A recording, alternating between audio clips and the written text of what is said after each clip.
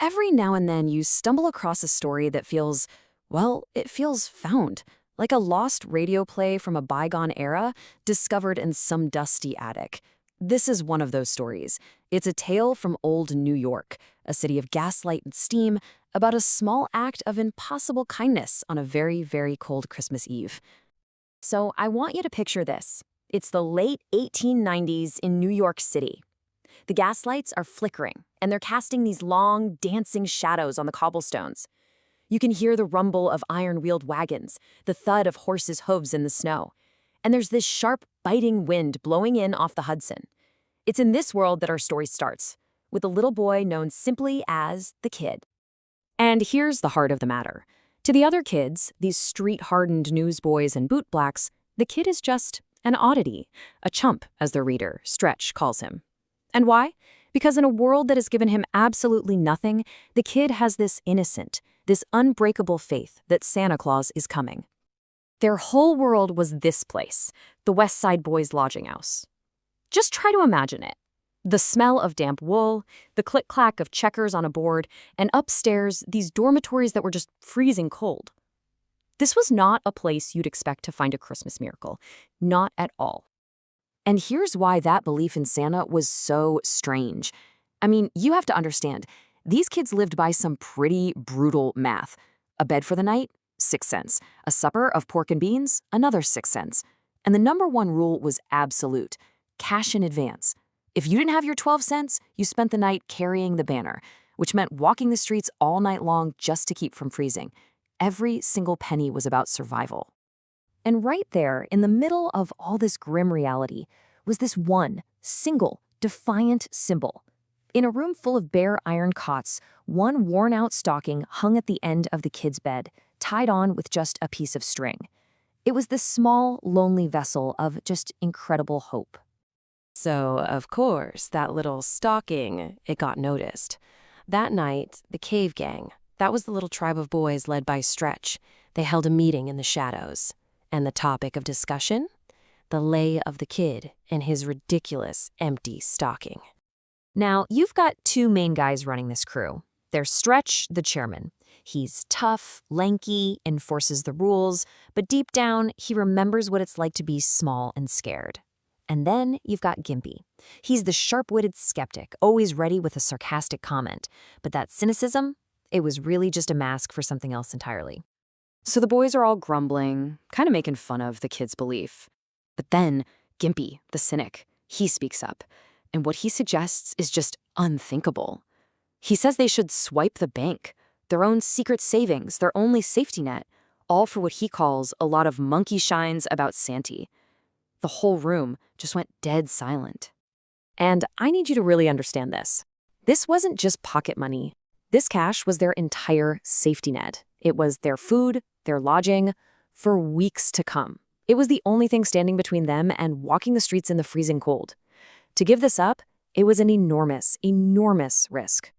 And this was the grand total, $3.50. To you and me, that sounds like almost nothing, right? To them, it was an absolute fortune. It was enough for nearly 60 nights in a warm bed. It was their entire collective wealth, a heavy pile of copper pennies and nickels they'd earned shining shoes and selling papers. And just like that, the decision was made. A small group of boys slipped out into the snowy night, their breath making these little clouds under the gaslights. They were on a mission to spend every last cent of their spondylics and make a Christmas miracle happen. Okay, so they didn't just go on a random shopping spree. No, they had a plan, a real strategy for maximum Christmas impact. They knew they needed a few big, swill gifts to be the stars of the show. And then they'd buy all the fillers they could afford to make that stocking really bulge. First up, the main event. A magnificent trumpet made of bright, shiny tin with this brilliant red tassel hanging off it. It was loud, it was brassy, and it cost a whole 10 cents. This was the kind of thing none of them could have ever dreamed of owning for themselves. Next, a treasure for the eyes. In their world of gray slush and brown buildings, a picture book with these loud, garish, bright colors, well, it was pure magic. The title?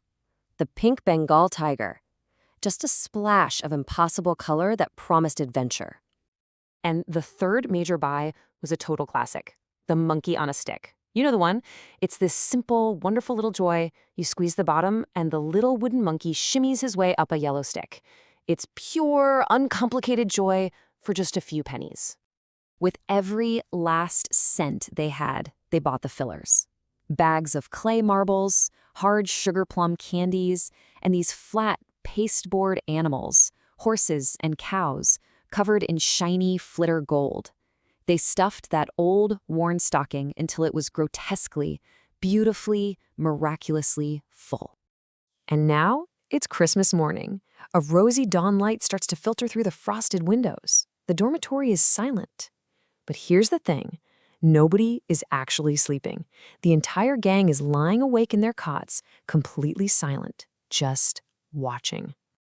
The kid starts to stir. He sits up, rubs the sleep from his eyes, and then he sees it. Hanging from the end of his bed, where an empty, limp stocking used to be, is now this lumpy, bulging, impossible shape. The entire room just holds its breath. He reaches into the stocking, his small hands pulling out wonder after wonder. The book, the marbles, that monkey on a stick. And then his fingers close around something hard and cold. He lifts it to his lips. And a triumphant blast from a tin trumpet just shatters the morning silence, a loud, brassy, joyous noise that echoes all through the cold dormitory. It's the sound of a mission accomplished. It is the sound of a little boy's faith being rewarded in the most spectacular way possible. And right there, in that moment, as the kid sat on his cot, surrounded by all his treasures with this huge grin splitting his face, he wasn't a chump anymore. He had proven every single one of them wrong. He had become one of them, earning the gang's highest possible compliment. He was, at last, a regular feller. And that's where this story from old New York leaves us. It really makes you wonder, doesn't it? Was the gift the $3.50 worth of penny toys? Or was it the sacrifice that went into them? It just leaves us with this one simple question to think about. What is the true measure of a gift?